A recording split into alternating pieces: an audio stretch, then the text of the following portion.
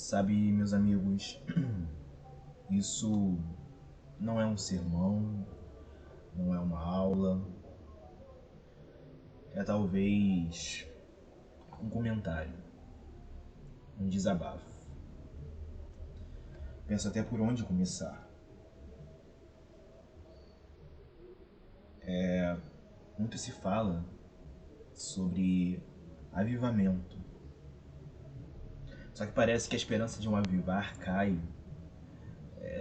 diante da situação à volta, pelo menos à primeira vista.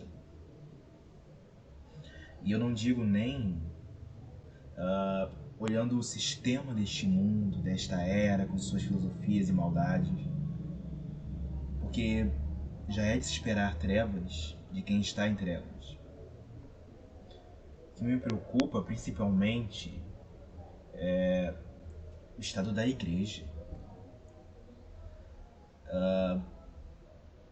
De vários problemas que eu poderia talvez comentar aqui em nosso meio, eu quero na verdade catalisar em um, que é a falta de união. E eu quero tentar expor aqui o porquê eu penso isso. Me parece que muitos esqueceram que está, por exemplo, em Efésios 4, que nos diz com toda humildade e mansidão, fazer tudo para preservar a unidade do Espírito no vínculo da paz, que é somente um corpo e um só Espírito, como também é uma só esperança para a qual nós fomos chamados, que é um só Senhor, uma só fé, um só batismo, um só Deus e Pai de todos, o qual é sobre todos, age por meio de todos e está em todos. Me parece que a gente tem esquecido disso. E se dividido. Mas notem, eu não estou falando aqui de uma unidade, de conto de fábulas, ecumênico, nessa coisa toda do oba-oba, de tudo pode. Não é isso. Até porque eu concordo com o que Lutero disse, de que é melhor nos dividirmos pela verdade do que nos unirmos pelo erro. Só que tem gente que talvez tenha limitado ou pegado parte dessa verdade, e enfatizado que é periférico. Como diz uma música recente, do Mauro Henrique, parece que eu não consigo amar quem não entende a Bíblia como eu leio. No essencial, meus irmãos, unidade. No que não é, diversidade. Sei lá, só para citar talvez uma treta antiga, né, que já é até comum entre nós, mas João Calvino e seus escritos nos ensinam muito e nos edificam sobre o Evangelho. Mas o Evangelho não é só os ensinos, não são só os ensinos sistematizados de João Calvino. Jacó Armínio e seus escritos têm muito a nos edificar sobre o Evangelho. Mas o Evangelho não são só os ensinos sistematizados de Jacó Armínio. Comento isso porque uma das coisas que a gente tem que parar, talvez, e repensar é que o evangelizar, né, a missão, a nossa vocação, não é tentar empurrar goela abaixo a nossa visão denominacional, tentar trazer as pessoas para a minha visão e sim trazê-las para Cristo. Claro que a minha visão tem que estar em Cristo. Como falei, não estou falando aqui com iniciantes na fé. Eu creio que vocês que estão me ouvindo sejam pessoas que entendam quais são os fundamentos. Eu poderia resumir esses fundamentos nos 5 solas da Reforma.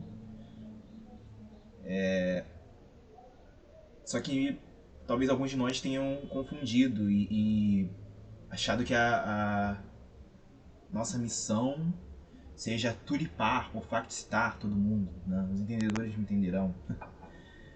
Vamos lembrar, meus amigos, que a nossa base é somente a Escritura. Vamos lembrar que a glória é somente a Deus, que a salvação é somente pela fé, somente pela graça e que o foco é somente Jesus. Sim, devemos nos aprofundar nisso, termos nossas visões, é saudável isso sim, mas com cuidado de não esquecer o que nos une. Enquanto no fundamento, nesses fundamentos, a união é possível, gente. Só que citei isso como exemplo, mas o pior é que a gente tem se dividido por coisas fúteis. Fúteis mesmo, não tô nem falando de assuntos talvez mais teológicos, robustos, mas coisas fúteis do tipo a estética da congregação. Ai, o fundo tem que ser preto, ai, o fundo tem que ser branco. E enquanto isso, do lado de fora, as pessoas estão carecendo de ouvir as boas novas, o que a gente diz ser as boas notícias. Eu fico preocupado porque nós queremos um avivamento, mas estamos discutindo, por exemplo, qual o número de acordes que as canções têm que ter. Ai, eu sou raiz, eu sou Nutella. Enquanto isso, cadê o louvor a Deus por meio de nossas obras? Cadê a ajuda aos órfãos e às viúvas deste século? Eu fico preocupado, irmãos, porque tem uma ideia de divisão tola entre nós. Alguns se acham do fervor e outros se dizem do estudo. Mas quem disse que é pra gente dividir as duas coisas?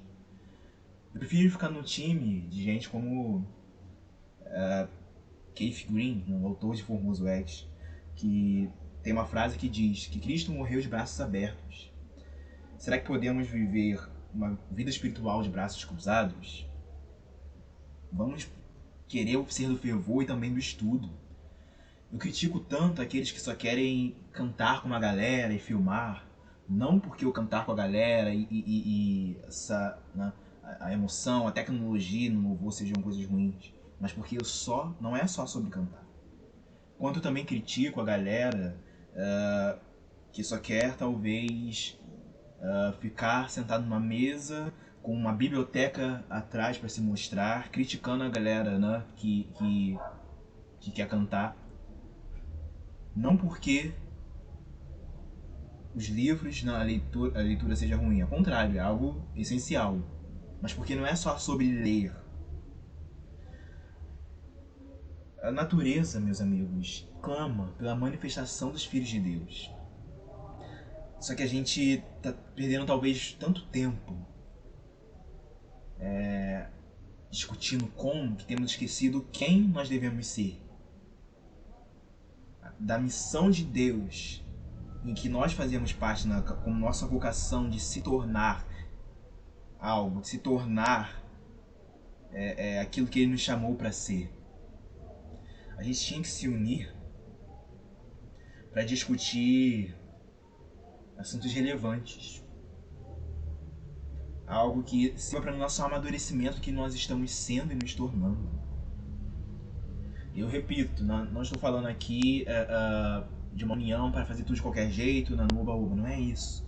Mas, uma vez tendo um entendimento maduro dos fundamentos, a gente vai entender que isso se manifesta em uma multiforme. Os fundamentos podem se multifacetar entre nós. Não vamos tentar querer uniformizar todas as congregações. Vamos querer parar de ficar querendo forçar que quem pinta o fundo de preto pinte de branco ou vice-versa. Não é isso. Vamos nos unir para, como igreja, vermos aquilo que é essencial entre nós que está nos faltando. De forma prática, por exemplo, nós que somos derivados da Reforma, deveríamos ter um incentivo em massa à leitura das Escrituras, na leitura da Bíblia. Há uma leitura e estudo, para a gente não ficar apenas limitado ao que ouvimos, né, de terceiros, mas o que a própria fonte diz.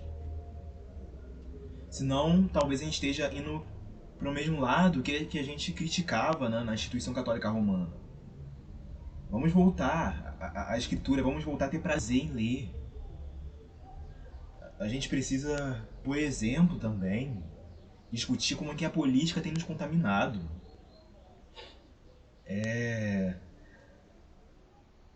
A gente tem associado o cristianismo a uma caixinha, como se Jesus pudesse se subordinar a um lado político, seja esquerda ou direita. Então, enquanto a gente está discutindo assuntos periféricos, por que a gente não bota na mesa assuntos como esses? Caramba, será que tá certo isso aqui? A gente tem tentado colocar Jesus de um lado. Jesus se subordina a homens? Me preocupa, amigos. Deveríamos refletir sobre a nossa própria identidade como igreja. Muitos têm batido no peito para se dizer de uma certa visão econômica, de uma certa etnia, de um certo time, o que seja. Quando deveríamos lembrar que o que somos primeiramente é cristãos, filhos de Deus, essa é a nossa identidade. E essa noção de identidade é aquilo que a gente expõe para os outros.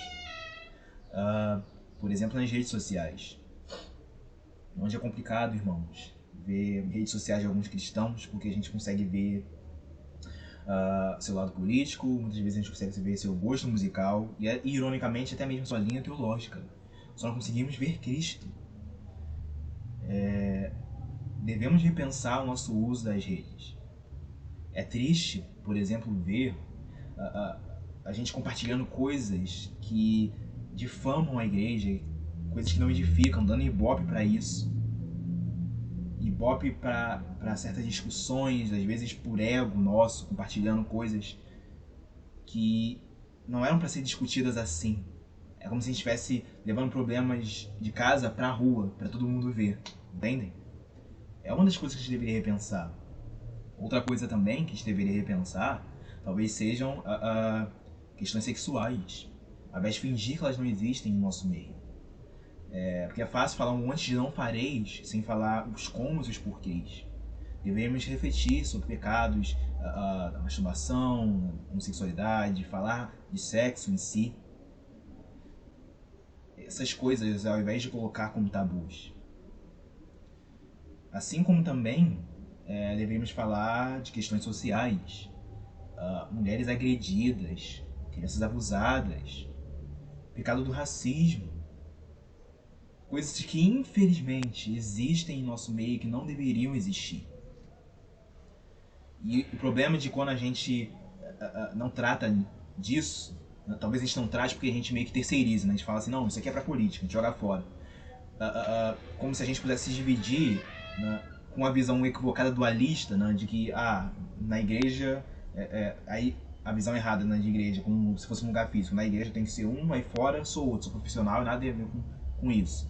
Quando integralmente nós somos de Deus. E o problema de quando a gente terceiriza, joga isso fora, é que a gente está justamente jogando na mão de movimentos sociais falhos, né, em que principalmente jovens mergulham. Soluções humanas falhas porque tentam cuidar de sintomas quando não olham a raiz. E é só o evangelho que olha lá no cerne do ser humano, na raiz dos problemas. E tem faltado isso. Enfim, meus amigos, poderia falar de muita coisa. Como falei inicialmente, talvez a esperança de um avivar caia olhando à volta. No entanto, algo coloca essa esperança no lugar novamente. Que é quando a gente lembra que o avivamento é algo que vem de Deus. Graças a Deus por vir dele, não de nós, não depender do nosso braço. Senão a gente estaria perdido. O avivamento não é sobre quanto a gente levanta as mãos e canta. Não, não. É uma ação que vem dele, que vem do Espírito. Mas isso não significa, né, só porque não vem de nós, que a gente vai ficar de braços cruzados, tomando chá, talvez vomitando conhecimento na internet, criticando quem levanta as mãos. Não. Quem que a gente não segue o exemplo de Daniel, que sabendo o período já determinado, né, de Jeremias, lá do cativeiro, ainda assim ele se pôs a orar, jejuar e clamar, sabendo que não é algo em si que dependeria dele, provavelmente dizendo, mas ele se pôs no seu lugar. Vamos seguir isso, vamos clamar, vamos orar, lembrando também da bronca que Deus deu ao povo lá em Isaías 58, por exemplo, Isaías 58, 6, de que jejum, né, que ele quer sincero é o de libertar os presos injustamente, Vamos libertar os cativos, não só subjetivamente, mas até literalmente, quando possível, quando necessário. Sabe, vamos lembrar, meus amigos, de vivenciar o Evangelho, de não só falar do Evangelho, mas falar o Evangelho. Muitas vezes a gente tem falado cantado sobre, mas não tem vivido, não tem expressado. Quando o avivamento, interessante se pensar, é que ele não é um fim em si mesmo. Quando a gente olha para a história, né, nos grandes avivamentos, a ênfase era justamente essa exposição do Evangelho. É uma ação de Deus por meio do Evangelho para transformação. A gente pode pegar o exemplo incontestável de Atos, né, onde o Evangelho era exposto, havia arrependimento, convicção de pecados. E era esse o gás dos grandes avivalistas ao longo da história. Essa pregação, essa exposição do Evangelho puro como deve ser. Né, e Deus agia. Então é como se o avivar fosse o resultado desse agir de Deus no Evangelho. Embora com diferentes métodos e épocas, interessante ressaltar, né, era Deus agindo da mesma forma. Né, era a ação do Espírito. E é interessante ressaltar isso. Diferentes métodos, diferentes épocas. Afinal, não sei vocês, mas para mim, John Wesley foi tão salvo quanto Jonathan Edwards. Né? Deus trabalha com pessoas diferentes e às vezes com métodos diferentes, mas com o mesmo fundamento. E nós deveríamos pegar esse exemplo e voltar ao puro Evangelho. Expor, não só falar sobre.